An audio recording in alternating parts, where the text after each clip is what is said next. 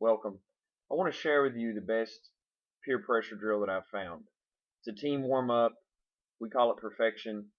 The main rule is that you restart the drill on any violation of these rules. There are no drops, drop passes, fumbles, no missed layups. We don't want our kids to travel, and if they're not calling one another's names. This, of course, is included in the ebook, but I just wanted to share this because I think it's very valuable to coaches to start practice with the players understanding what's in place. They know how to set the drill up. They know how to get into it. They know what the rules are. You'll see them, if they violate, mess up, they'll encourage one another. And the first week that you do this, you have to make the team run at the end if they don't finish the drill. But you'll find as the season progresses, they'll complete the drill quicker and quicker. And maybe one day where they do not complete the drill, as a coach, you need to reevaluate. Maybe it's a Thursday before a Saturday game. You'll need to huddle the team up after they don't make the drill, explain where our heads are, we need to focus, and let's get back into practice. I think it's a very useful drill to find out where your kids' enthusiasm level is, where their heads are at, where their focus is, before you officially start practice.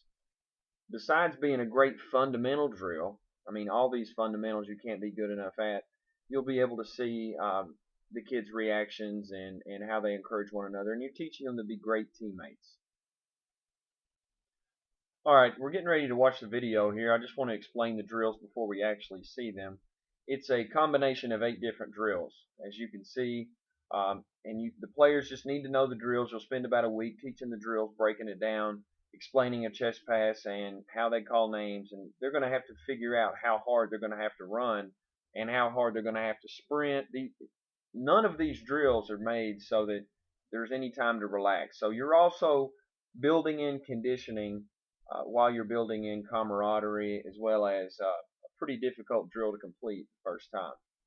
You can set the time depending on your team. You can also take out drills depending on your team. All these things are adjustable depending on what you want to do as a coach. This could be a high school or middle school adapted version. It's a little bit easier with the drills. You see there, star pass, and then it goes down through 5 lines, which is like a 5-man weave. You can do any of these you want, change it up how you want. The concept should stay the same as far as the rules. That's how you get the peer pressure into the practice, and that's the most important thing from any of these peer pressure drills. Just want you to see the ebook has all this broken down. I'm not going to sit here and try to explain the diagrams.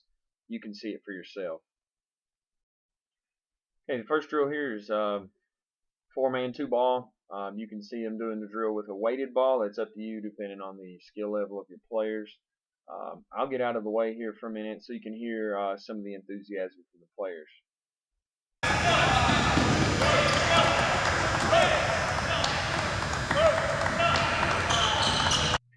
Alright, next drill is 4-man 4-ball, same drill. Guy throws bounce pass, the other his partner throws chest passes. A lot of enthusiasm, touch the baseline, and you just repeat, no mistakes. Alright, here you have a 3-man 2-ball. The middle man's job is just to keep passing to the outside lines. You'll see the outside lines dribbling with their outside hand. It really forces you to work on not traveling while you're passing in fast break. So watch, and then make sure they call each other's names. There's not really any layups or anything here. It's just touch the baseline, get going, try to keep 3 in a line. Real quickly, you just see all the players just moving as fast as they can while they're working on dribbling with their outside hand, and then they have to cross their body to pass. Make sure they call each other's names and make sure they're running. Alright, next we have the Laker drill, which is started with throwing it up against the backboard. You can see the pass back and the fill. You have the finish for the layup. He has to go around or touch the coach. You can use a cone, whatever you need to do. Get great finishes. The ball never touches the ground. All clean layups, hard chest passes. Here they're using a weighted ball, so your players should be able to definitely use a normal ball doing the same drill. Really have to get your players to push the tempo, make hard chest passes, and really finish their layups. You'll have to really spend a lot of time directing them early on, but this is a drill almost every team does at every level. It's just about getting the chest passes out, making layups, and building conditioning into your drills. Now let's take a look at perfect layups. It's just really about getting the guys set up and just keeping them moving. You see here the man getting the rebound, steps out of bounds, makes a good bounce pass for the layup. Sprints out, fills a lane. I mean, you're just running and getting a lot of movement, making perfect layups, getting an angle. You can use a coach there to make them miss, knock them off balance, whatever you want to do. It's just a great drill. The only thing you need to watch out is the rotations, making sure, look at the cones on the floor where they're sprinting outside, making a cut right above the block. It's all about making perfect cuts, getting them used to making perfect angles um, as much as you can in practice, and that's the key here. And you'll see all the layups made, and just do it on your left side, work on your left hand, weak hand layups, and it's a conditioning drill, layup drill, and a focus drill. Hopefully everybody's done the three-man weave. You can see chest passes using a normal basketball now. The last pass, of course, is a bounce pass for the layup. Make sure they call each other's names. Make sure they get the flying down the floor. We really like to do the same thing as far as using our left hand. This really works on weak hand skill development. It's just a drill. You're going to have mistakes about this moment in time in the practice. And it's about, can the players react? Can they push through the mistake, the missed layup? Whatever, and finish the drill. If they miss up at any point here, you would just reset back into the three-man weave and start again. Some people call it figure eight. Doesn't matter what you call it. Same idea. One of the oldest drills ever. This is a good drill. 110 and 3. Each shot or layup counts 1 point.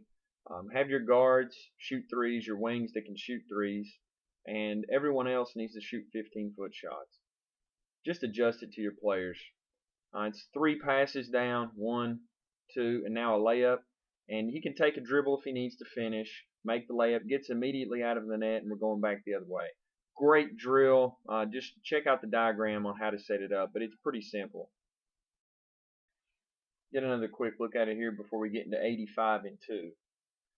Same idea, 2 minutes, you got a coach out there flipping the ball back or handing it off. Some of our guys like to throw it ahead, like launch it ahead so the players can run the ball down, make a dribble, and take a layup. Whatever you want to do, this is the final drill. This is where they'll really have to focus in, sprint. 85 layups, 2 minutes, pretty challenging. You can adjust that obviously if you want to, but 85 is a good goal. Coaches, appreciate your time. Go to CoachPrincetonBasketball.com for information about the ebook and system that I'm selling currently. I've got 3 different packages: the basic, premier, and professional. You get different things with each of them. I'm going to continue to upload drills, videos on how to break down this offense, because anybody can copy a play off the internet or buy a playbook, but the key is how do you teach the drills, how do you teach the habits to make the offense successful. I appreciate your time. Look forward to your questions. CoachDeForest@gmail.com. You can follow me on Twitter @CoachDeForest. Thank you.